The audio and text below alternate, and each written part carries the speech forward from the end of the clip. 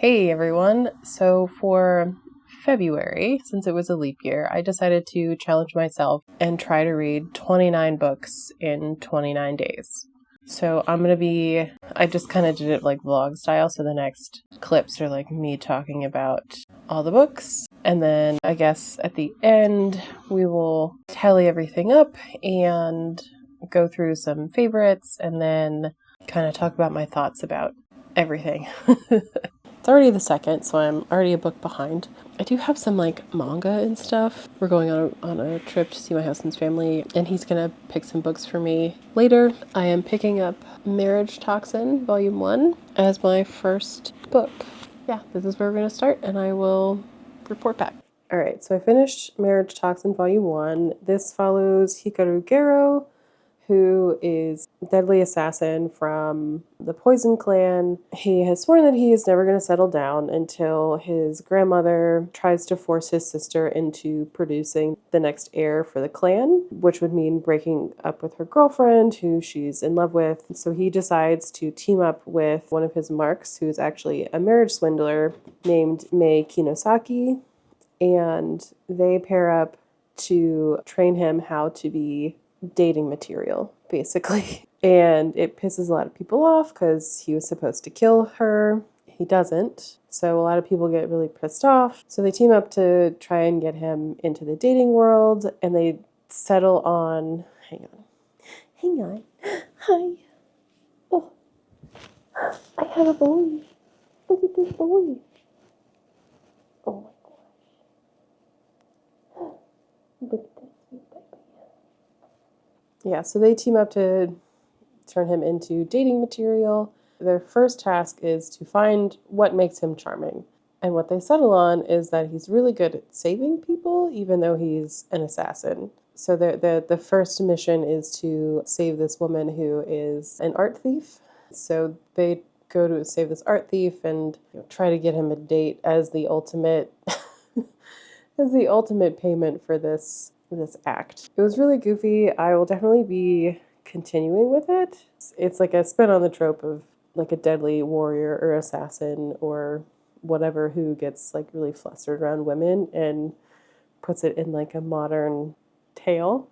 I would be kind of hard pressed to put this in a specific genre because it has aspects of like mystery thriller and romance and a little bit of fantasy with the abilities that the assassins have and like the from the different clans and everything.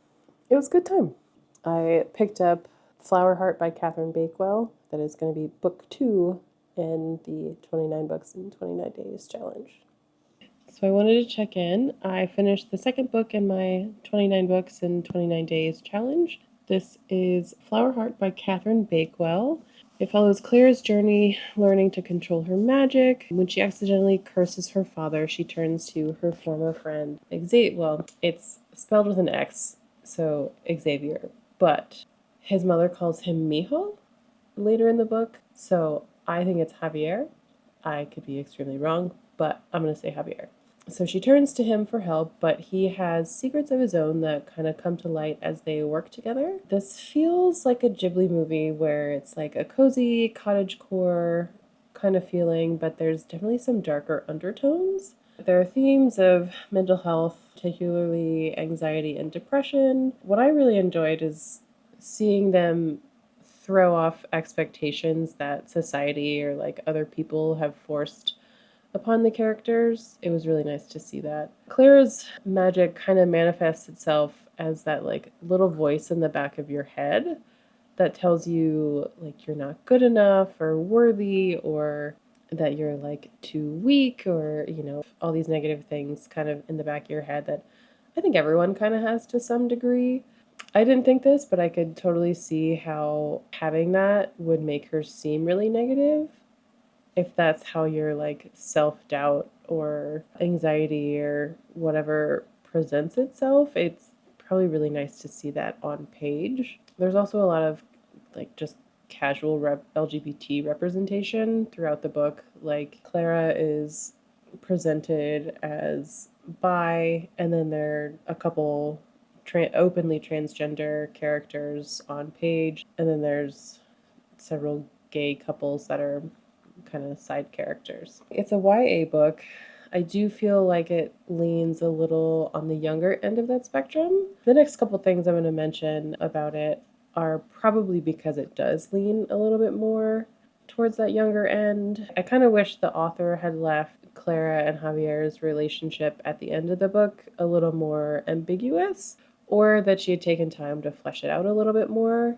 Since it's a little bit younger leading, I can see how having that development in there, like, it would make it a little bit longer, first of all, but then having it in there might, like, maybe isn't like totally necessary for younger audiences. The other thing was that there's a moment towards the end of the book where Clara is supposed to be getting some closure about something pretty important to her.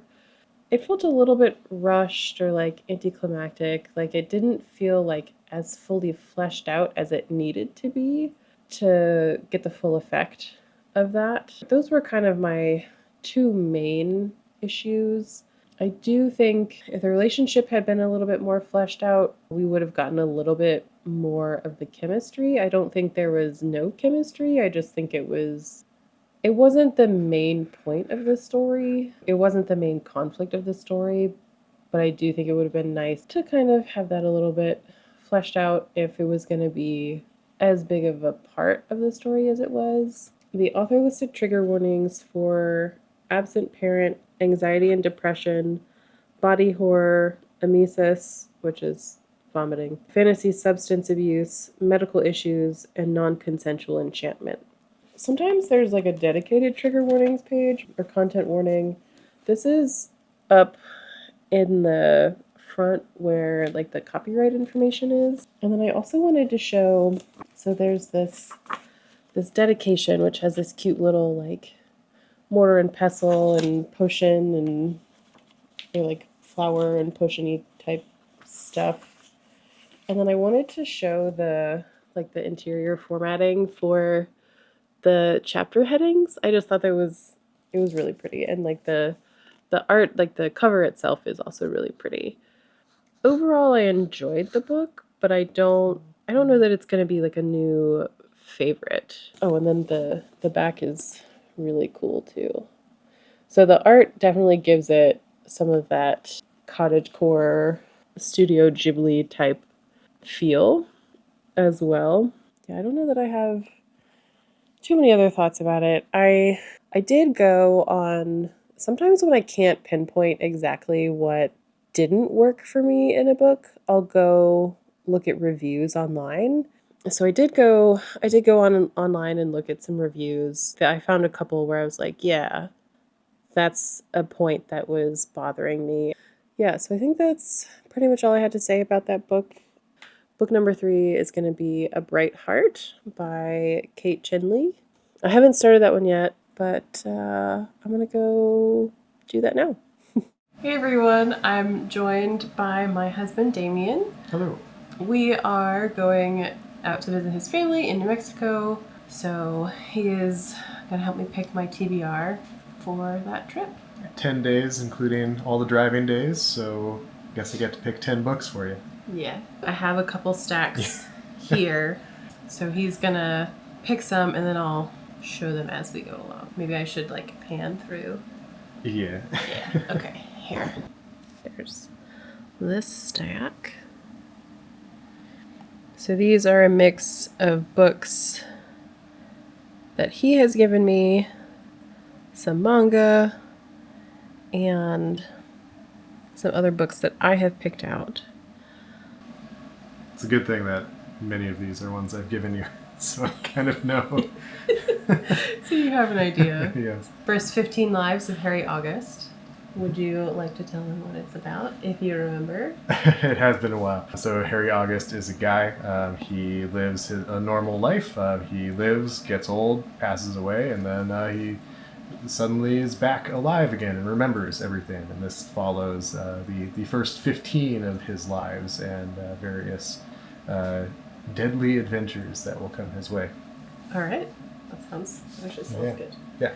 Yeah, you've read a bunch of her books. Yeah, Right? yeah, I like Claire North a lot. All right, this is the 20th anniversary book of Full Metal Alchemist. I think it's just Info and yeah, some info cool and panels. you got this for me for Christmas. Yeah, pretty recent book. Yeah. So we picked 11 Italian Serial Killers. I picked this up at Barnes & Noble sometime last year. It's a PhD candidate who is like obsessed with true crime. She's cleaning out her childhood family home, and their new neighbor she thinks might be a serial killer, but also maybe her new love interest. This one is a history of history of Japan in manga. I don't know. I think this is a graphic novel and not quite a manga. Yeah, I'm down. Yeah. Yeah, it looks entertaining, at least. Yeah. So we'll grab volumes 20 and 21.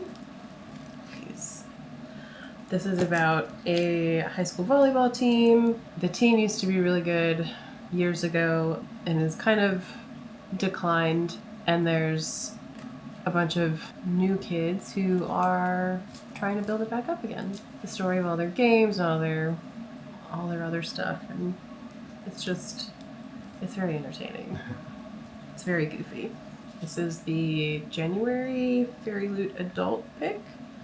It's about this family who has a member of their family taken as punishment for a crime no one remembers. Their tormentor is a woman named Penelope who never ages, never grows sick, and never forgives a debt.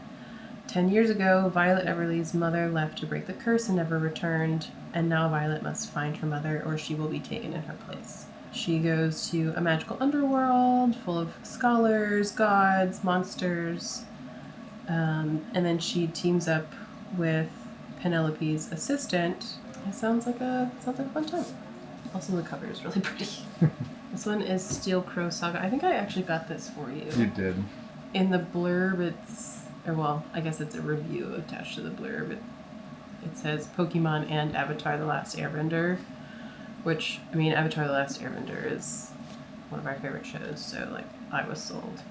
You said you had a good time? Yeah, I enjoyed it. It's a little goofy, just like Avatar is a little goofy, but has some high stakes moments and good flow. Cool.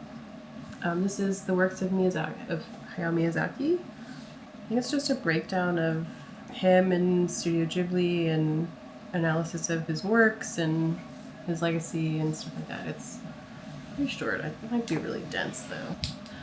Hello. What do you... Whoa.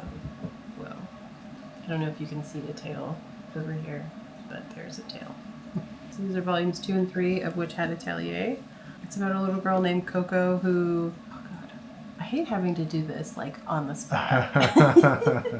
So everyone's been told that magic is, like, really exclusive, and then she realizes that all you do is have to be able to... all you have to do is be able to draw. And she accidentally draws something incorrectly, and she turned her mom to stone or Yeah, I something. think turns her whole house and her mom to stone, if I remember right. Yeah. And so she gets taken along with a wizard to, like, see if they can figure out how to turn her mom back. The first one was really cute, and the art is really, really cool. Hopefully I will remember more than that by the time I read. Might need to skim the first one. Yeah, I might have to reread the first one before we go. This one is Haroun and the Sea of Stories by Salman Rushdie. I have no idea what this is about. That's fine. So it's one I have read, but not for a long time. Yeah. It is about... It sounds cute. Yeah, it's a cute little story. It's pretty quick. Like, basically, like, power of stories and storytelling to change the world, essentially. The cover is so fun, too. Yeah. Hopefully that, like, shows up. Okay, since that's so short, you know what? Pick one more. Okay. In case I, like, fly through these. All right. This would actually be a reread for me. I read this ages and ages ago. 2015, yeah, so 10 years ago.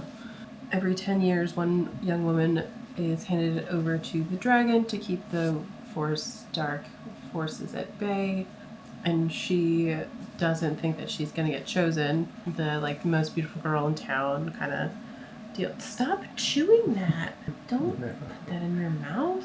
Anyway, she believes that she's not going to get chosen, that the most beautiful girl in town is going to get chosen, and then she gets picked, and that story. Oh, we have a noodle over there, too. Oh my lord. Oh my god. Cecil. Here, why don't you come? Yeah, that's good. That's good.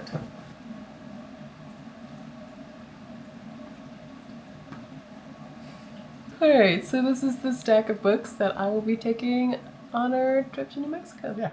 Alright, this is going to be handheld and probably fairly shaky, but I wanted to come on and talk about A Bright Heart before I left for my trip, and I'm already packed, so I can pull the camera out and everything, but I wanted to talk about this before I left. So this follows a girl named Ming Shin after she is betrayed by the prince that she loves, and she comes back to life 2 years ahead, or 2 years back in time prior to when she died in the first timeline. She's back to get revenge and make sure that that prince never gets the throne.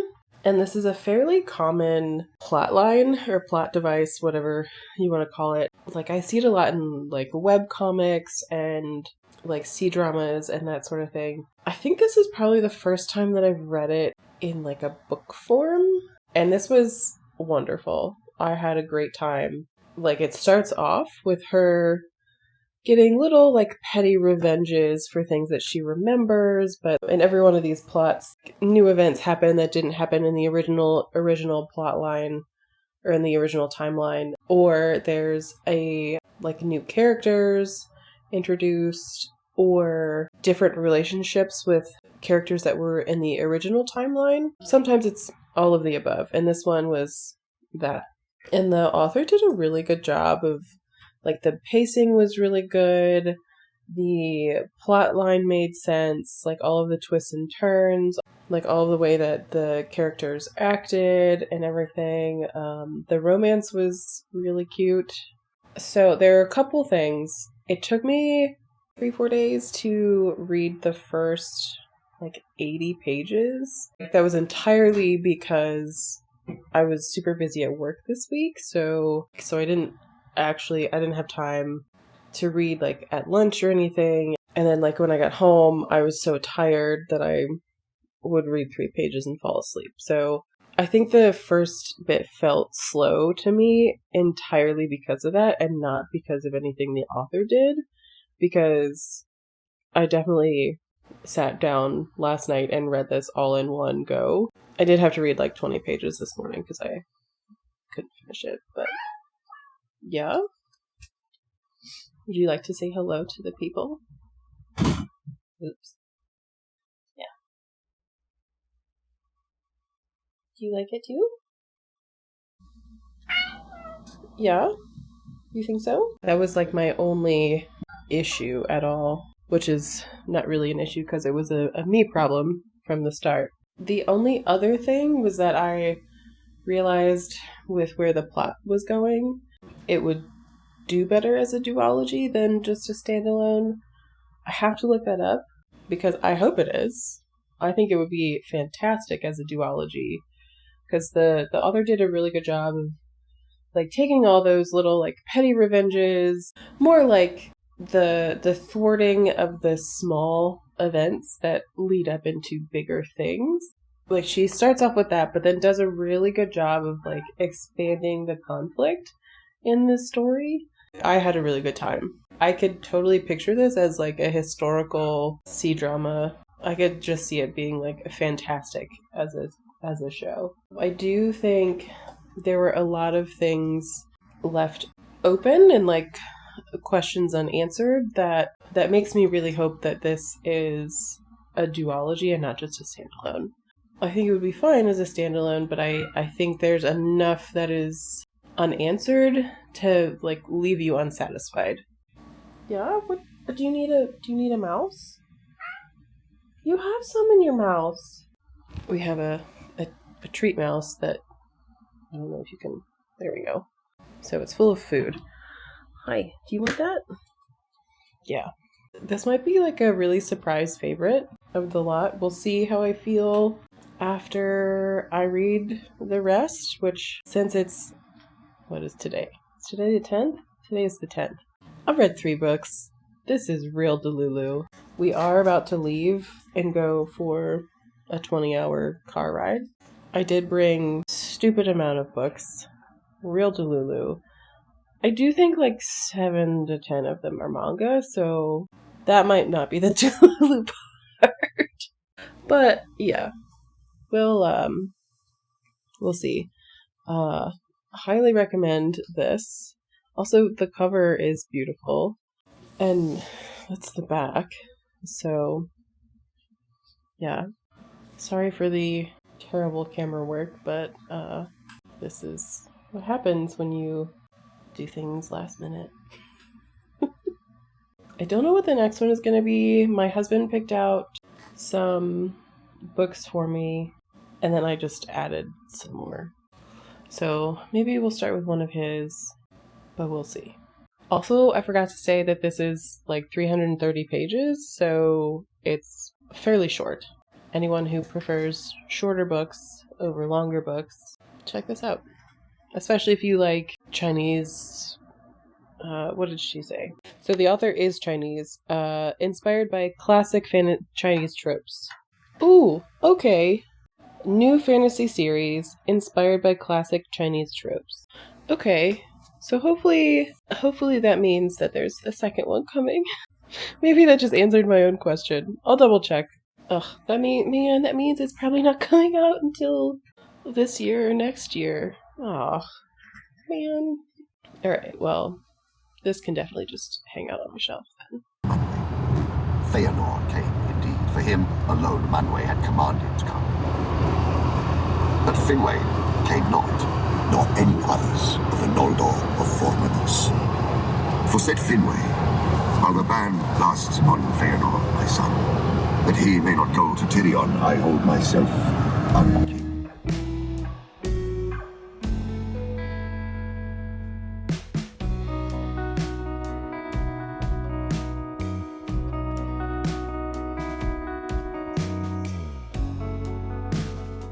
We have made it to New Mexico. Been here for a few days, so I figured I would give a reading update. So we both like audiobooks and everything, so we listened to the Thursday Murder Club on the way during our, because we drove from Georgia to New Mexico. It was just easier and less expensive, but we were bringing some stuff and picking some stuff up, so it was easier than trying to like make sure we were able to get all of that in a suitcase. So on our way, we listened to Thursday Murder Club. It follows this group of septuagenarians, so folks in their 70s in this like super posh like retirement village.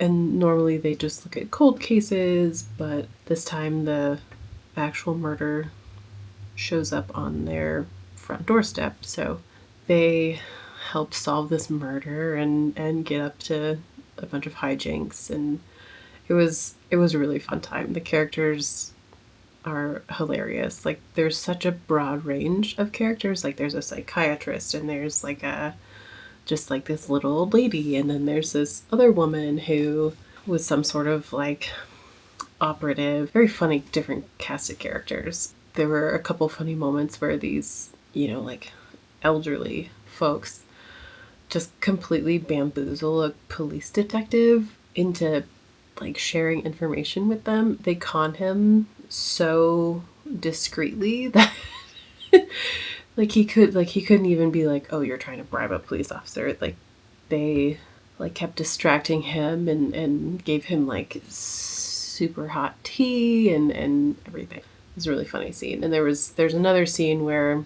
they go in and try and get involved in the case the first time. I won't say what they do, but it's the two ladies of the group, and it made me laugh out loud. There were some really poignant discussions on aging and how that looks different for everyone, and the challenges that come with it, both physically and mentally, and also societally, like how society views you interviews aging people. And then there were a couple like throwaway lines that are like subtle commentary on police bias and corruption and like a societal bias for some things. The little old lady, her name is Joyce. I pictured her like just based on her description. I kept picturing my grandmother. So it was really entertaining for me. I really liked the character in Bogdan. There's an interview we listened to it in the car, so and then like the last like 45 minutes of the book are an interview with Richard Osman, who is the author of the book, and he was saying that Bogdan shows up a lot more in the second book, so I'm really excited for that. We've already downloaded that one for the trip back, so I'm pretty excited. I have heard that it's like dialect heavy, so if you have a hard time reading that, I can recommend the audiobook. Like it was not like hard to understand, but if you like visually are like have a hard time figuring out and like sounding it out in your head, the audiobook was a good time. Really looking forward to the second one. And then we finished that and still had like several hours of our drive left on the first day because we split it up into 2 days because it's like 21 or 22 hours. So the second book that we started, we have not finished it by any stretch of the imagination. I think we still have like 10, 11 hours, maybe even 12. It's a long book. Is The Silmarillion, which is like the history of the Middle Earth pre-Lord of the Rings, so like the first and second age. I've had this on my shelf for a really long time and just have never read it. But I think my husband has read it. Neither of us have listened to it. I did get the Andy Serkis narrated book, audiobook. Highly recommend. It made me really look forward to because I got the Lord of the Rings trilogy that he narrates as well. So I'm really excited to listen to those at some point. It reads like an origin myth. It's like biblical in some parts, but also feels like Greek Gaia myths and like Icelandic sagas. There's like a lot of genealogy and like family connections, and like I don't know if you guys have ever read Icelandic sagas or if I'm just super nerdy that way, but which I mean, yes I am, but I did read some of them for school, but have read others for fun, especially in like the family sagas. They start off with like a paragraph of like names and just like how everyone is connected in like a certain area of the country. Some of it feels like that, just with like the family connections and the names and the connections and that sort of thing. And it makes sense because I know he's had a lot of like Norse influence in his writing, and he did translate Beowulf, so there's a Tolkien translation out there. Could be really fun to pick up at some point.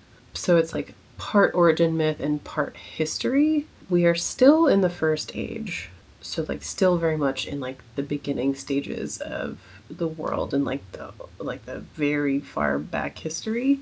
So I'm thinking that things will pick up like once we get to the second age. I think there's a higher likelihood of familiar characters appearing, so like Elrond and like Galadriel has already been mentioned a couple times. Elrond, I think a little bit. I think once. But like Rivendell has been mentioned twice and that sort of thing. It's very dense but very beautifully written.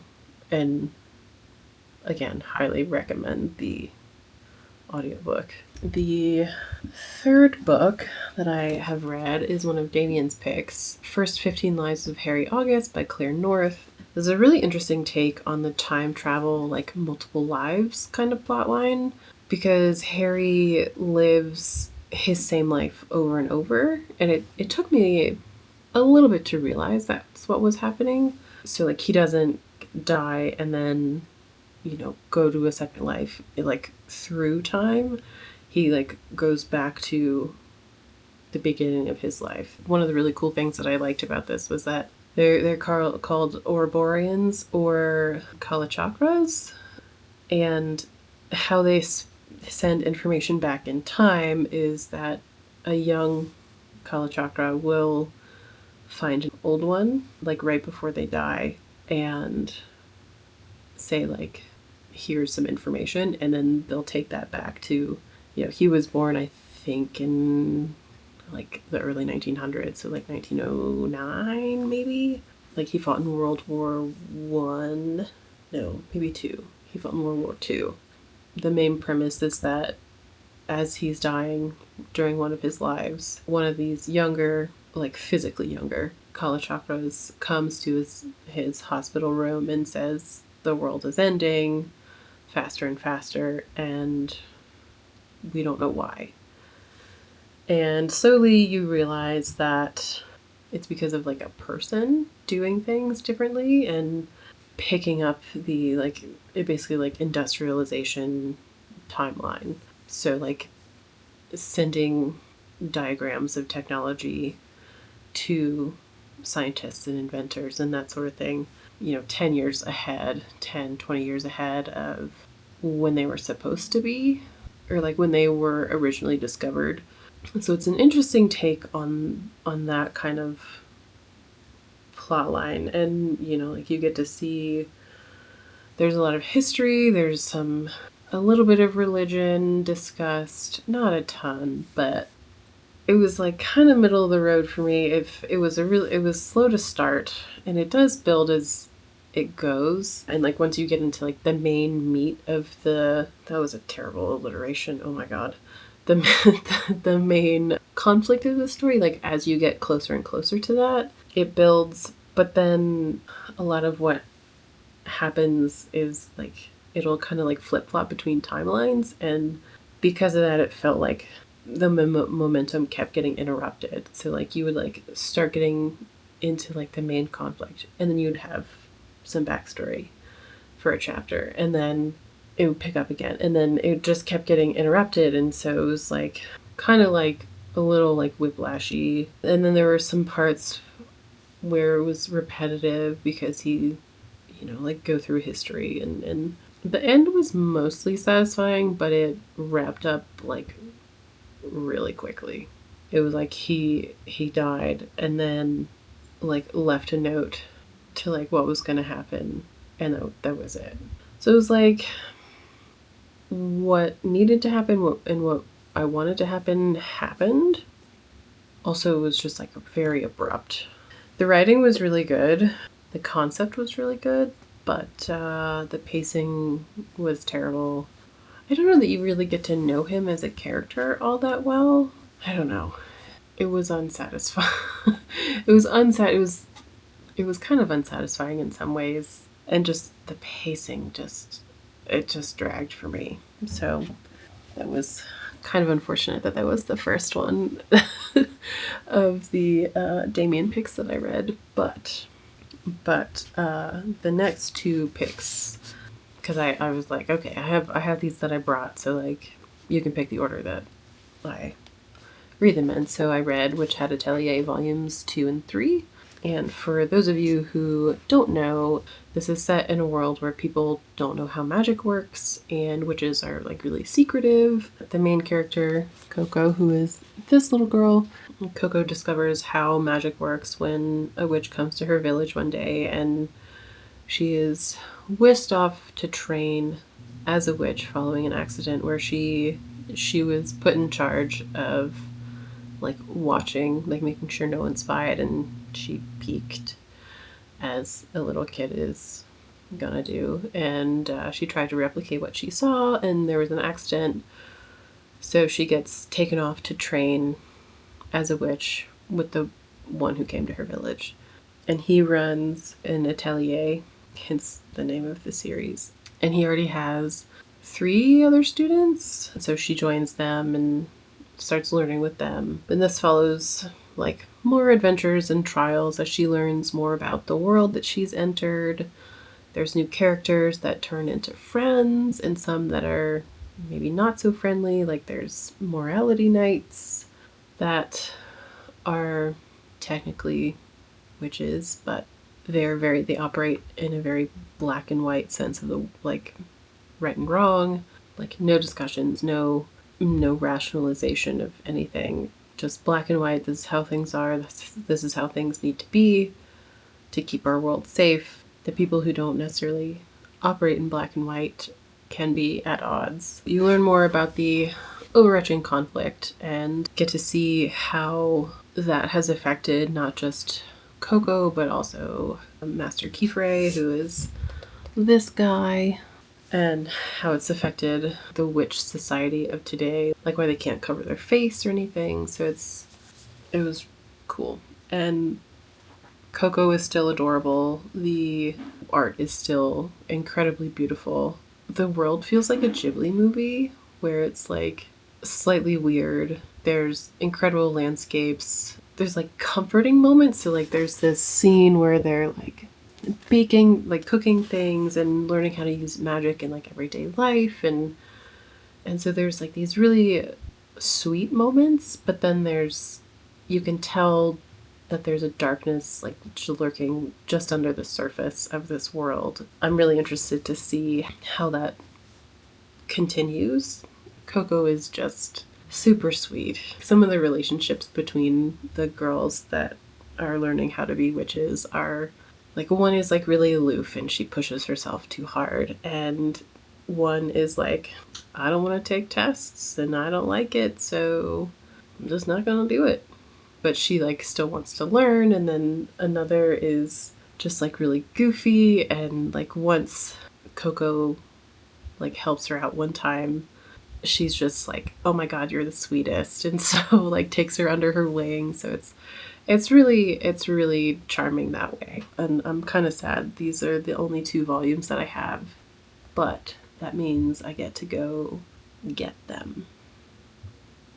So I'm really excited to continue with that series. I'm currently reading Uprooted. I'm about halfway through. I will probably finish this today. This is a reread for me. I read this probably back when it came out, which I think was 2015. Yeah, 2015. So I read it ages ago when it first came out, and I remember enjoying it then.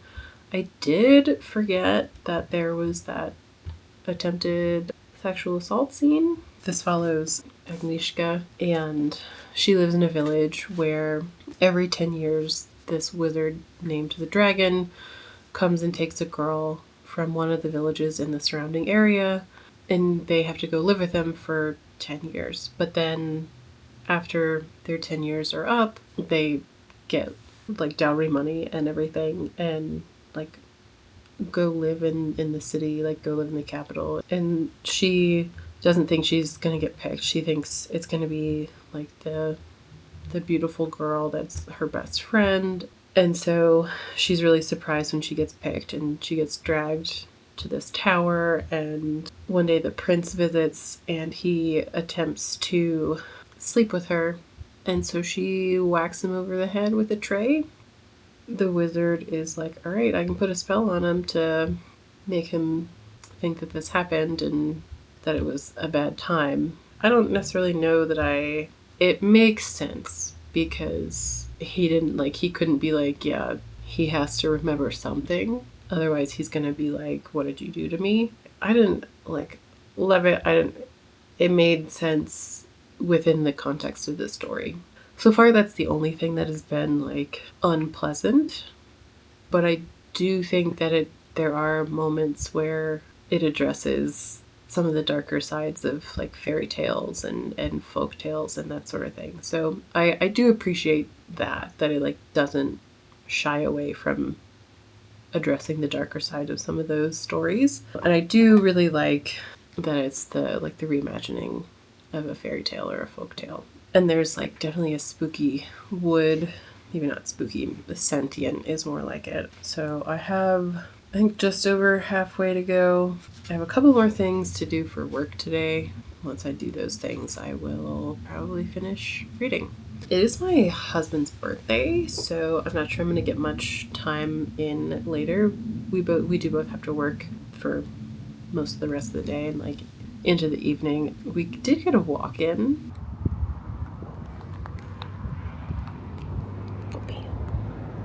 And we might be doing family stuff later, so hopefully I'll get some reading time in after we get back from that. Finishing Uprooted is my main task for reading today.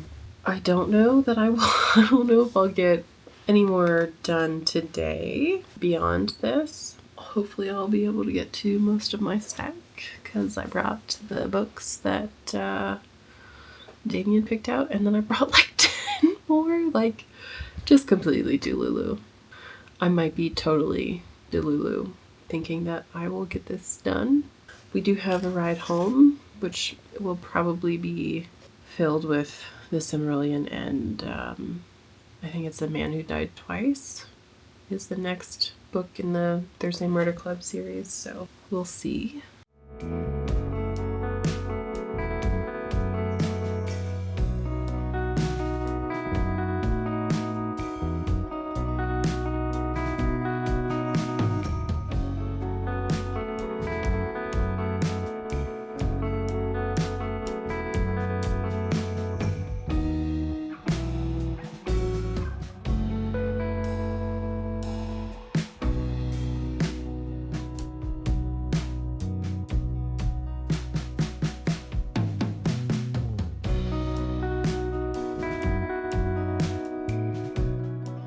All right, so we made it back from New Mexico a few days ago and have basically been playing catch up all week. I have read 15 books since the last check-in, so I'm gonna go ahead and get started. I finished Uprooted. I really liked the fairy tale atmosphere and the idea of like roots connecting us to a specific place. I had forgotten how it ended. Some of it seemed a little anticlimactic. I remember enjoying it but not loving it the first time I read it. Like the first time I read it, it was a library book that I was kind of like, oh, like if I'm still thinking about it, maybe I'll pick it up the next time I go to the bookstore. And that hasn't happened. And I read this. It came out I think 2015, and I read it shortly after. So I think probably 2015, 2016. I had the same experience this time and possibly liking it even a little bit less. There were a couple parts where I was like, wow, I did not like the way that this character handled this incident and some of the relationship between the dragon and Agnieszka. I didn't love it. And I think I had the same problem the first time I read it with their relationship. And like there I remember there being a point of like, this keeps going. Like when she gets to the capital city, I was like, there's more?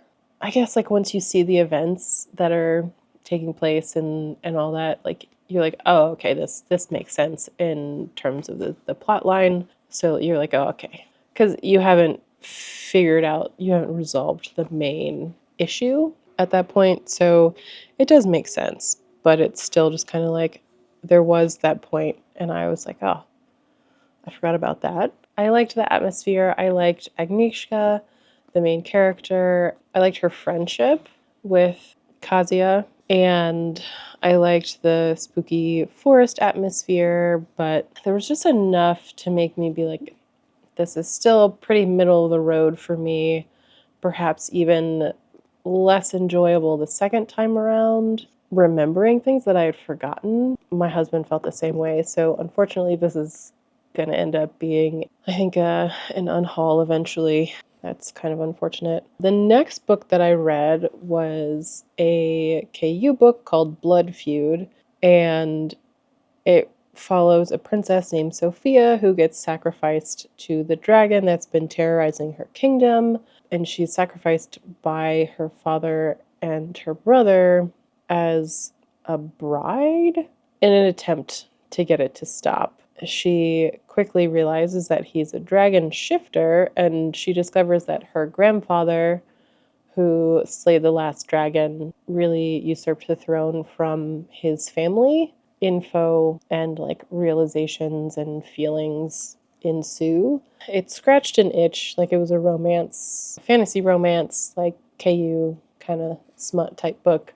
It was really well written, really good world building and like believable conflict and resolution, believable relationship development. It did wrap up a little bit quickly.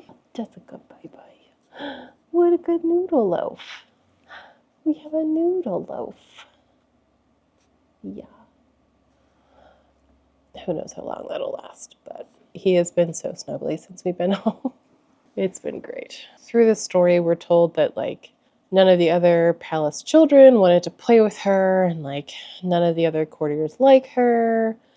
And we don't really get much of a rebuttal from that. Like, there's no, like, people being like, oh, your father told us that you didn't like us, and, or, like, your brother told, whatever. So there's not really, like, too much resolution from that, other than her realizing that, like, she was probably lied to about that. At the very end, she just says, like, I'll be a good queen, and is, like, crowned queen. So that was, like, a hair quick for my personal taste, but overall the rest of it was a fun time. So would recommend if that is what you're in the mood for. Of course, I put this stack upside down. The next book I read was the Full Metal Alchemist 20th anniversary book. It's like a look back at, like, the history of Full Metal Alchemist. It has, like, a timeline of, like, when each volume came out, when the anime came out, and there's movies, and I didn't realize this, but there's games. I think they're for PlayStation.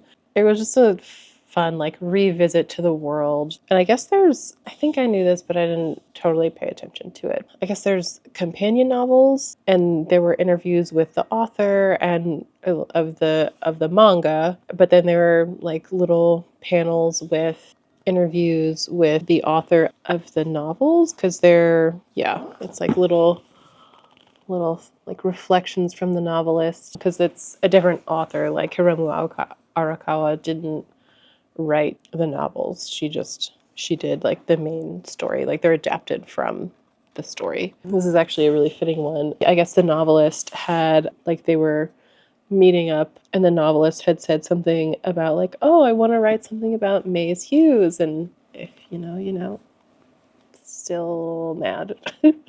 And I guess this is Arakawa. I think she grew up in Hokkaido on, like, a farm or something, like a dairy farm, and so she draws herself as a cow. Oh, and she's, like, Year of the Ox too. So she always draws herself as the cow, but, like, it's like this was their reaction to that statement, and so the novelist put, like, oh, what happens to Maze Hughes. So it's just, like, fun things like that, like reflections from the original author and from the novelist, and then there's, like, a whole section of, like, notes from the voice actors for many of the main characters.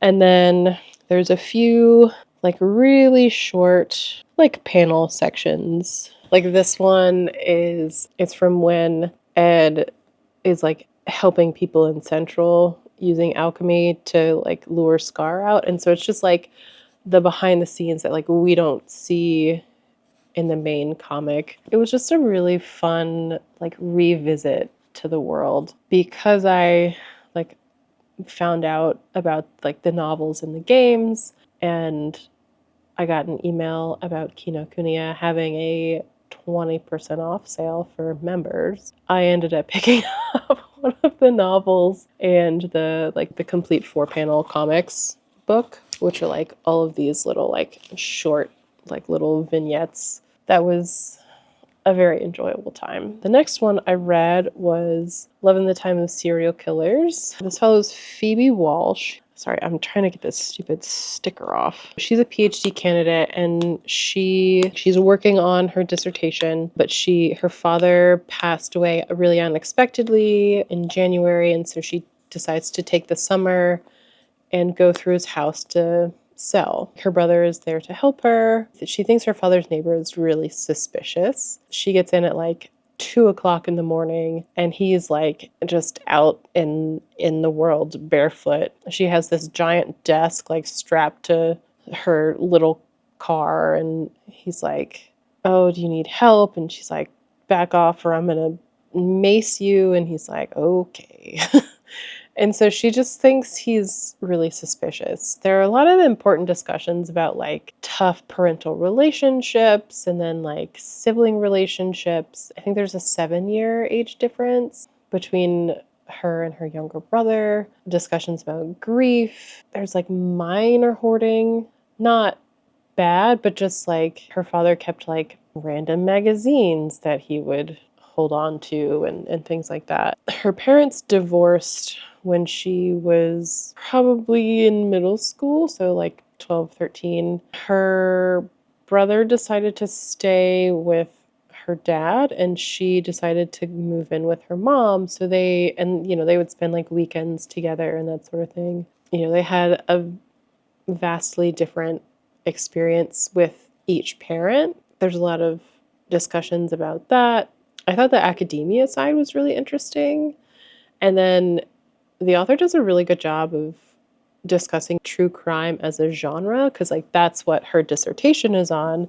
She, I think, used it a little bit as a coping mechanism as a kid, and she is hyper independent. The detrimental side of being really independent, you know how people say like eldest siblings, especially eldest daughters, are just crazy independent, which yes, that's true.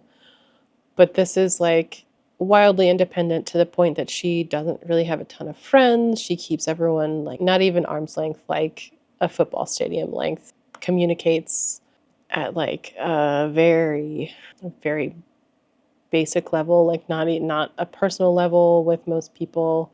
The book was way more of a story about those things than a romance, which is like these are important discussions to be had, and it was done really well. I feel like the romance it was more like 60-40 that, and then romance, possibly even 70-30. And like it wasn't that the romance was done poorly, it just wasn't as big of a part. I did feel like the love interest, his name's Sam, I didn't feel like he was like as fleshed out as he could have been personality wise. And then her academic advisor was a little one-dimensional. There was the cat distribution system at work, so that was a really cute aspect of the story. And then I really liked that the main character is 30 and she's also plus sized. And then she also ends up being 2 years older than than Sam is. So it has a lot of things going for it. I think if you go in knowing that it's going to be like 60-40, all of these other things versus romance, then you'll probably have a better time than if you're like, oh, this is going to be entirely romance, which, I mean, it never is. It was discussed in the way that it was really important to the romance because she's so hyper independent as she's like processing grief and all of these different childhood memories with both of her parents and her brother and everything, and like she's kind of cynical about love in general. Like as she's processing these things, she's realizing that like she doesn't have to keep everyone at arm's length. She can rely on people. She can ask for help. She can let someone in and see like her feelings. And there is a really good like estranged friend plotline in here. So she renews this friendship from childhood, and they had been best friends through probably middle school and into high school. And then there is an incident where I guess she had said something about wanting to like hurt herself, or like,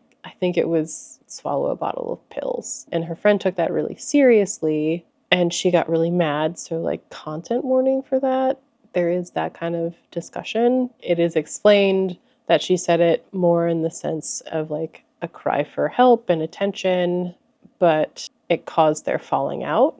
Now that she's 30, she's like, yeah, like I'm not mad about that anymore. She also doesn't know how to restart their friendship. So I do think that was a really good plot point. So I really enjoyed it. I don't know that I would ever pick it up again. So this might also go in the on-hold pile. I don't tend to keep a lot of my contemporary romances unless I'm like, oh, that was really good. And like this was really good, but again, not as much romance as I wanted. And I don't know that I like loved the whole thing enough to be like, yeah, I want to go through the whole process of this again. So next, I have 4 volumes of Haikyuu that I read. So I read 20, 21, 22, and 23. This series is one of my favorites of all time. Like, I love the world and the team so much. Like, I say world, environment, because it's our world. But yeah, I laughed, I cried, I cheered. It was a great time. I've mentioned before, but I will mention again, Haikyuu follows Hinata Shoyo and his team Karasuno. It's a volleyball team. Karasuno used to be like a really good, like high-level team, but they've kind of fizzled in the last several years. But they've started making a comeback, especially with Hinata and another character named Kageyama, who is the setter for the team. There's just a lot of like, it's really goofy, it's really heartfelt. I feel like the artist does a really good job of showing movement and motion, which like is really important in a sports manga. It's really well done, and they make you like pretty much everyone. Well, like might be a strong word, but even like the rival teams and things like that, you're like, oh yeah, like I want you to win or like do well and that sort of thing. So these 2 volumes were the last 2 of Karasuno versus Shiratorizawa and their qualifiers for nationals. I think it's probably like 5 volumes long, maybe like 3 or 4. This was it was a really fun time. And then volumes 22 and 23 follow the Tokyo region qualifiers for nationals. It mainly follows Nekoma, which is Karasuno's main like historic rival. So Karasuno, their I guess mascot is the crows. Part of that is that they get called like the clipped wing crows or like the fallen crows or something. And then Nekoma is their mascot is cats.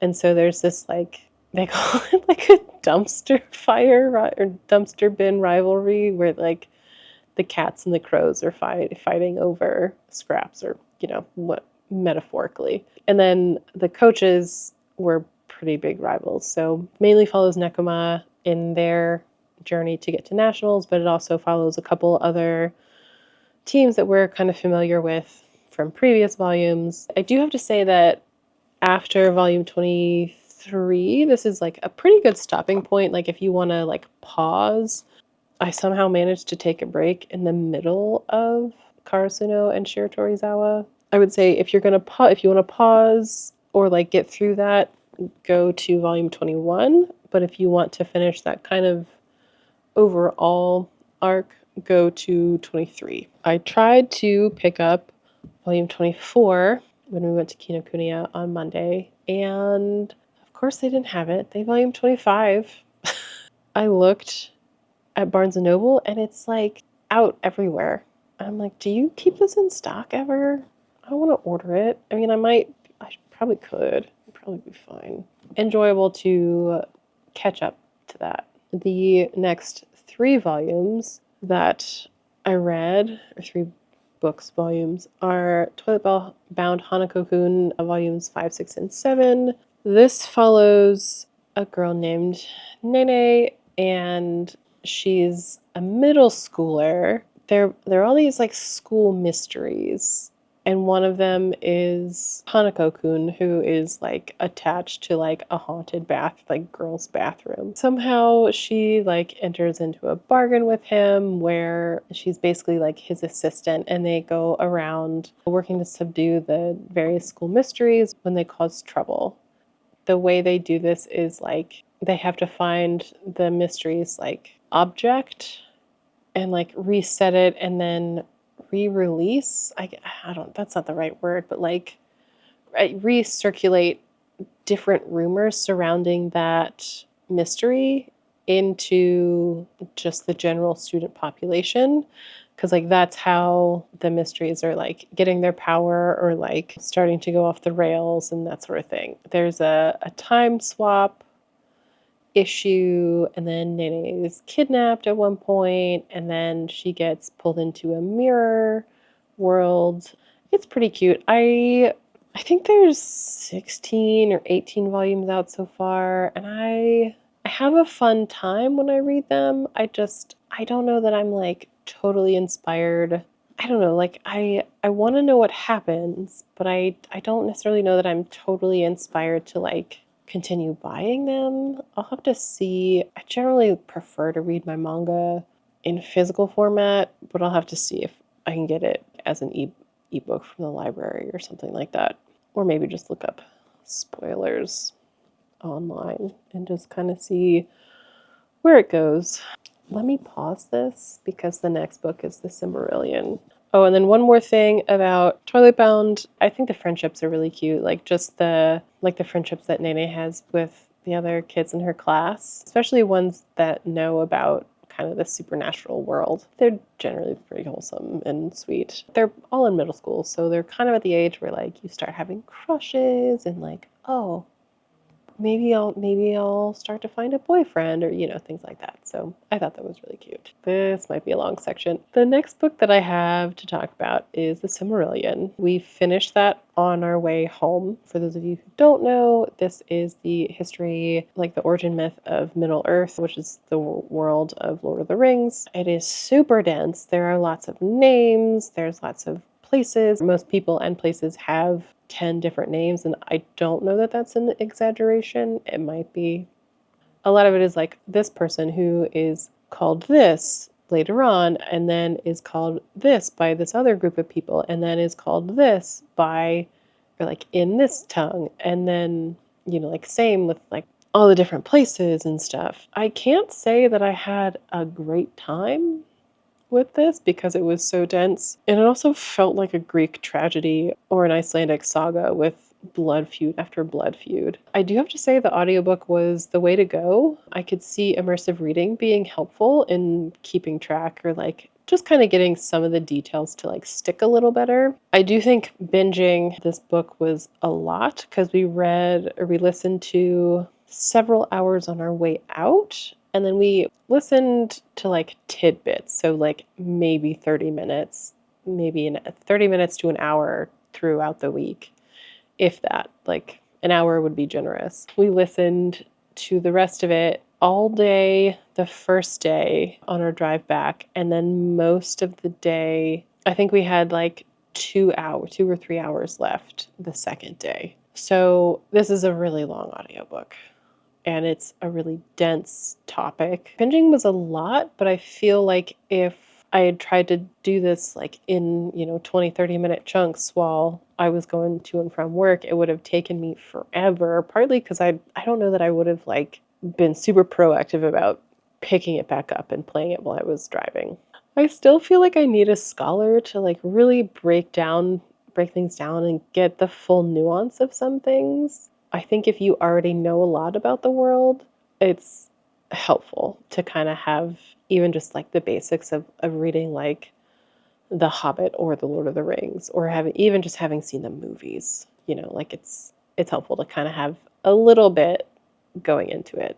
Not that this covers any of that.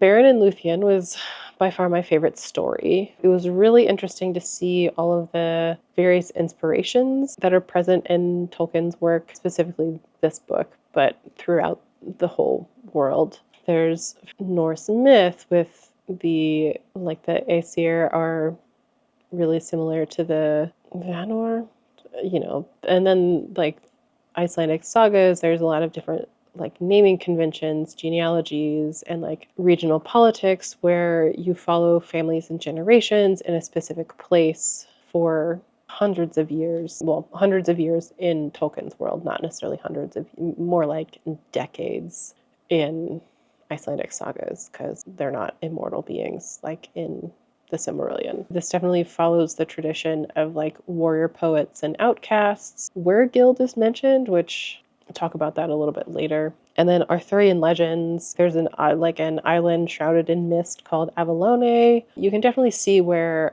a lot of threads of inspiration are woven into this world. There's romantic chivalric texts, like specifically, I think. So at the beginning of the Silmarillion, there's this letter that I think Tolkien has written to his editor, and when I tell you this letter was over an hour long in audiobook form, this must have been like a 20-page letter because, oh my God, it was long. But I think it specifically mentions the Song of Roland as an inspiration, and you can definitely see that in like Beren and Luthien. And then things like Legend of Atlantis, for when Numenor gets flooded. I can definitely see a lot of Irish mythology, like I could totally see the Tuatha De Danann as inspiration for the Valar, since they're like from a heavenly land beyond the sea. And then like Finn McCool and like the Poetic Edda and the Taun and things like that. It was like way more interesting to see like the inspiration text and like make those connections than actually hearing about the origin myth of this world. And for me, this was like that was that was a way more enjoyable aspect of reading this than like learning more about like the world that Aragorn lives in.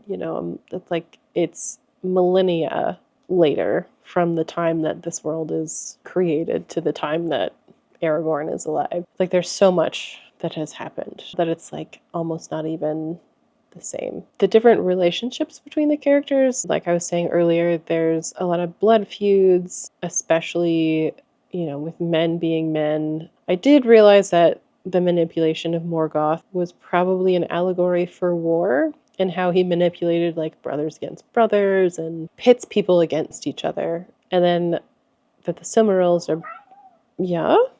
Hi. Did you have a good dinner? Good boy. Yeah, and so Silmarils are probably an allegory for the greed of man.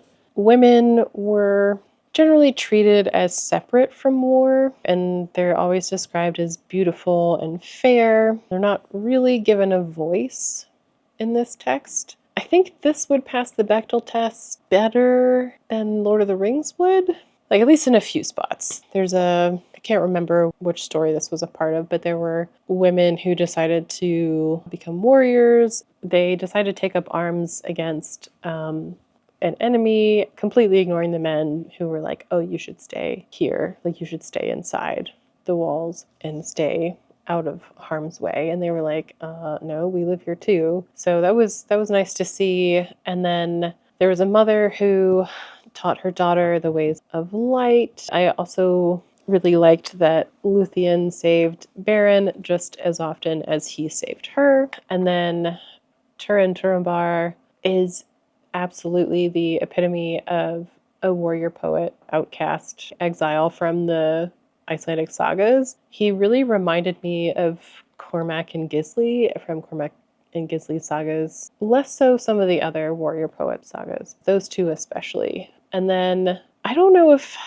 anyone else read like Arthurian legends and stuff as part of their high school or like college education or anything like that. But I remember back in high school, I think we just read a couple like short stories of like romantic chivalric texts and like Arthurian legends. I think some friends read like The Once and Future King and that sort of thing. But I remember there being this conversation around Arthur's virtue being his downfall. And that is such a present theme in so many ways, like throughout the Silmarillion, where like a lot of the characters are like trying to do the right thing. Like it always ends up coming back to like bite them or like get them in trouble with someone else. And this is also a thing in Icelandic sagas, some of the warrior poet sagas especially, where like you have someone named, this is just a made-up scenario, you have someone named Fred. He marries this woman named Rita, and Fred's brother Joe marries Mary. If Rita has a brother, Fred is now bound to him by law in the Icelandic sagas. And in a lot of the sagas, there's always this question of like, what relationship do you prioritize? Like, do you prioritize your brother or do you prioritize your brother-in-law? There's a lot of that kind of thing in this as well, especially in like the Turin sections, always trying to do the right thing in certain situations, tends to kind of circle back and bite you in the ass. There's also like a dreamy quality that you find in Irish mythology, at least for me. Like it felt dreamy in the same way as Irish mythology. That's kind of where I made some of the connections to that as well. I have to say I was not really expecting the incest plotline. It felt almost Oedipian. I was not expecting that to go that way, but it happened, and there weren't children involved the way they were in Oedipus, and it did involve like a memory curse. It's not just like, oh, I don't know who my parents are, like, that sort of thing. Weregild was mentioned a few times, and for those of you who don't know, it's basically like the value of a man. It's a thing where that's used to like compensate for murder or injury or any crimes against the person, basically like as restitution to that person's family, or I guess to them if they're injured or maimed or whatever. The idea is to prevent a blood feud because you've been compensated for the value of that person. It's really more in terms of like if it's a field hand, you like how much is it to replace him, or like, and is it someone with more experience, like is it a steward, and if it's like a lord or someone like higher ranking, obviously the price is going to go up. So it was really interesting to see that in this fantasy world, but you definitely see it in a lot of like Icelandic sagas and other texts like that. I think there might be something in Beowulf, but I haven't read Beowulf that closely, so I wouldn't be surprised. I do think this would be, like I was saying earlier, this was way more interesting to me in comparison to like other mythological works and other like historical works from our world, and to see how Tolkien took inspiration from those works and put them into his world, than learning about the story, the origin myth of Middle-earth itself. So I think something that would be really interesting and probably really easy to do for any sort of like English student or probably even a history major.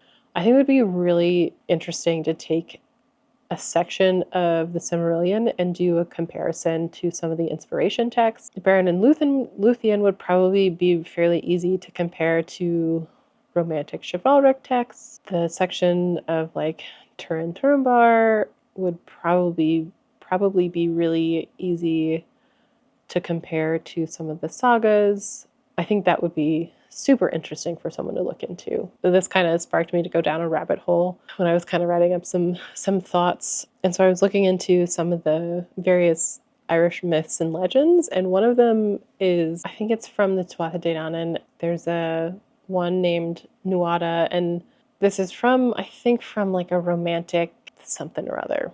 I'm not entirely sure, but he was in battle or something. He lost his hand and basically like couldn't be king anymore because you had to be a physically perfect being to be the king, and so he couldn't be king anymore, and there was something about why he was in battle. Oh, it might have been against a wolf or something. I could just be thinking about Beren, but there were a couple similarities where I was like, I wonder if this is part of the inspiration. There was a SparkNotes version of The Hobbit and Lord of the Rings in the last like 30 minutes. Well, okay. We were playing it on 1.4 speed at that point, so it might be longer, like 45 minutes to an hour. There's that super condensed version of The Hobbit and Lord of the Rings at the very end of like a 19.5 hour long audiobook. So just go in knowing that. Don't expect this to be a ton of history about the characters that you're probably familiar with from Lord of the Rings and The Hobbit, because it's very much not. I am glad that I read it. I can't say I would be super inclined to pick it up again, unless it was like a buddy read with someone who is like way more knowledgeable in Middle Earth lore than I am and could like explain things and like really tie things together as we go. You know, I don't know if anyone has ever read the Odyssey, but I remember reading sections in high school, like the Odyssey and the Iliad, you know, like any sort of like translated Greek work or even Shakespeare. Like it always has kind of like the like the language on one side and like notes or like a translation to modernize things a little bit. Like I need something like that. I need someone to like walk me through it still. I feel like it was something that like I've had on my list to read for a really long time because I do really enjoy Lord of the Rings. It just wasn't, I don't know how much depth it added to that work for me. Yeah, it adds depth to the entire world, and like I think it's a worthwhile endeavor if you're really interested in the background and kind of the origin of this world. But I don't think it's like necessary to give you a broader perspective on Lord of the Rings itself, if that makes sense. So I didn't get to talk about a few other books yesterday because we had plans last night. I got Damien tickets to Hamilton for his birthday, or like as part of his birthday. We went to that last night and like went in town and got dinner and stuff. So it was a nice little like date night. I had a really good time. So I definitely think if you like theater or history or anything like that, Hamilton is definitely worth checking out. It was a lot of fun, and the whole cast was super talented, so it was a really good time. On our drive to and from town, we listened to more of The Man Who Died Twice, which is the second book in the Thursday Murder Club series. It's just as good as the first one. The whole entire cast is just so lovely, and they're just so funny and so quirky, and I'm like, I wish I could be friends with them in real life. Like, I want to go on hijinks with them. I would totally be a foil for them. That would be great. I think they either need to make a movie or a TV show out of these books because they're great. I'm trying to think who would be each character. Maybe I'll have to figure out like a dream cast or something. But we had a couple hours left of that, like 2-3 hours left of that after we got home because we didn't quite finish it in the car on our drive home from New Mexico. So we listened to it the other day. I think we had like 2 hours or an hour and a half or something. We got through the majority of it and had to listen to like 10 minutes when we got home. So I'll probably be using my next Libro FM credit for the third book, which is surprising because I think the last 2 or 3 years in a row I've used one of my credits for the Veronica Speedwell series, and I think there's one coming out in March. Maybe it'll be after I get my credit. Maybe it's April. I have to look into it. But highly recommend these. I do have to say these are people in their 70s. They have ailments and that sort of thing. So I would say if you are sensitive to that sort of thing, and it's not, there's no explicit detail, there's no intense scenes in like the hospital or anything like that. There are a couple.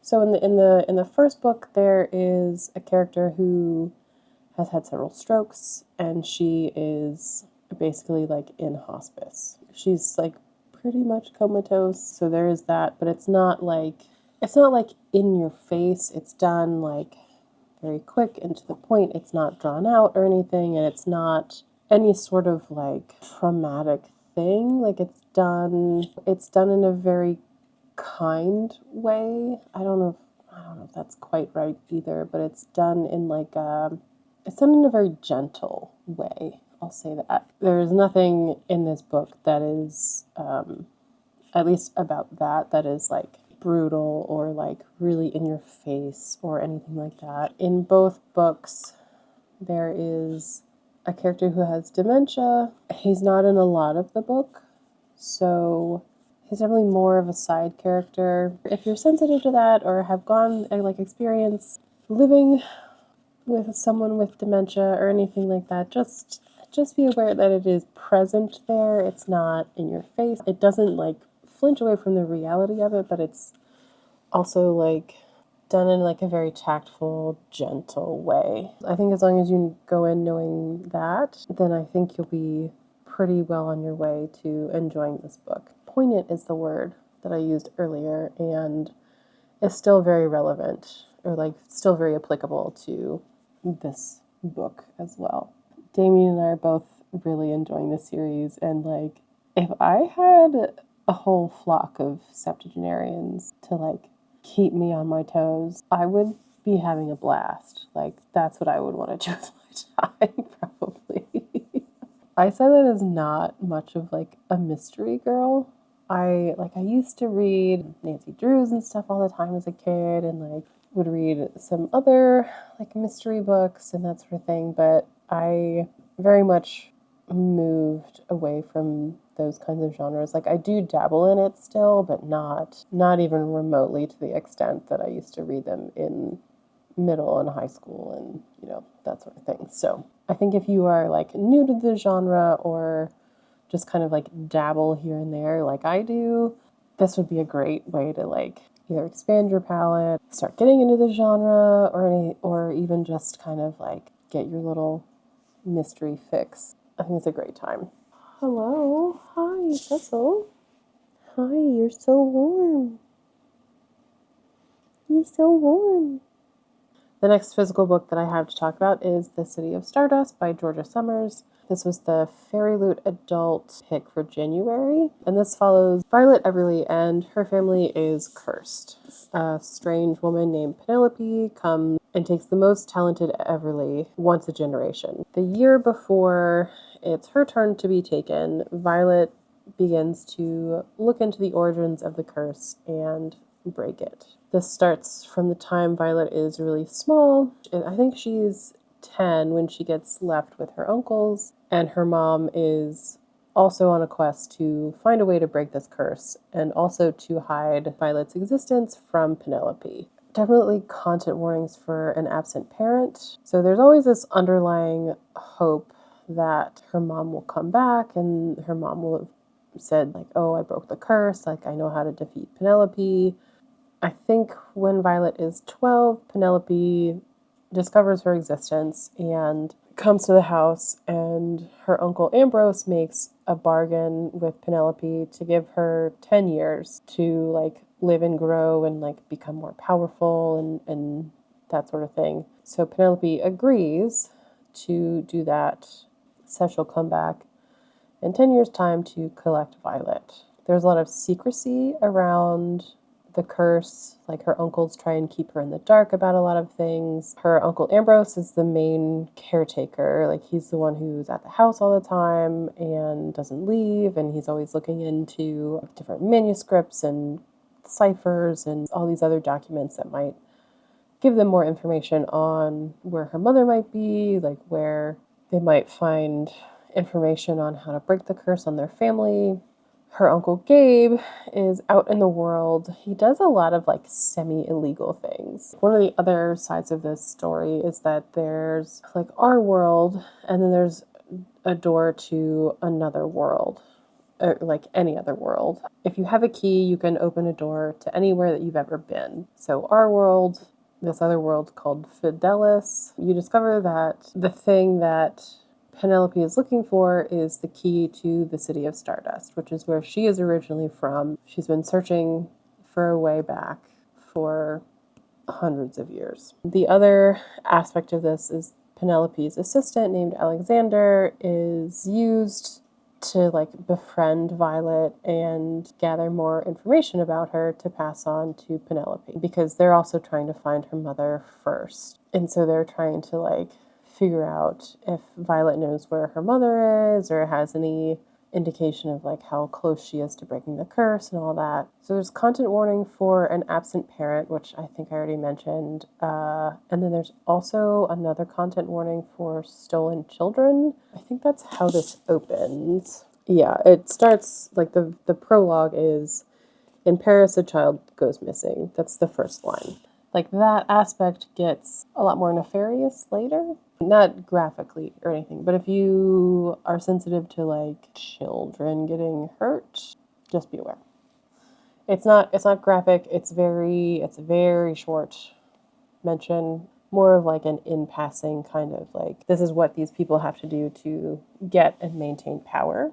It was beautifully written. The reader is held a little bit at arm's length, so we don't get a ton of depth from the characters. Like it's like you get a little bit close and then you get pushed back. You get a little bit close and then you get a little pushed back, which was fine. Like I usually prefer getting to know the characters a little bit better, which like you get to know them pretty well. It's just not like you're not in their brain like constantly, which some people don't like that. So there's a very dreamy and ethereal atmosphere that really fits the story with this like family curse and kind of traveling through the world and visiting different worlds, fairy tales and legends passed down through the generations. I do think the writing and the atmosphere really work for this story. And it also reminded me of the 10,000 Doors of January. It reminded me of that just with like the different doors and keys leading to other worlds. The mechanics of each world are slightly different, but just having like doors and keys that would